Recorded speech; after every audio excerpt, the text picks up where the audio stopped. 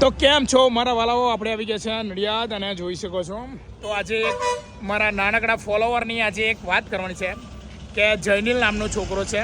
હવે એને કોમેન્ટ હતી કે હરિભાઈ મને ડિવિઝન તો બરાબર છે પણ કયા ડેપોની બસ છે એ તમે મને શીખવાડજો.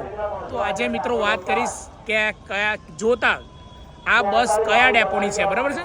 આ બસ કયા ડેપોની, આ બસ કયા ડેપોની, આ બસ તો મિત્રો આ છે સાબર, બરાબર છે? એટલે કે હિંમતનગર આવી છે ડિવિઝન. તો હવે હું જોતા શીખવાડીશ. તો પહેલાં જો અહીંયા લખેલું આવે છે કે હિંમતનગર ડેપો છે, બરાબર છે? અને હિંમતનગરની જ છે, બરાબર છે? તો આપણે ચલો બીજી બસને જોઈએ આપણે. તો એવી જ રીતે જોવાનું આ બસ કયા ડેપોની છે, કયા ડિવિઝનની છે. તો જો આ નડિયાદ ડિવિઝન છે અને ખંભાત ડેપોની બસ છે, બરાબર છે? એવી જ રીતે આપણે હવે ત્રીજી બસને આપણે લઈશું. ઓ ભાઈ કેમ છો? તો આપણે મિત્રો આપણા મૌધા ડેપોની બસ અહીંયા લાગેલી છે. તો જોઈ શકો છો નડિયાદ ડિવિઝન મૌધા ડેપો, બરાબર છે? હવે થોડો ઘણો અંદાજ આવી ગયો.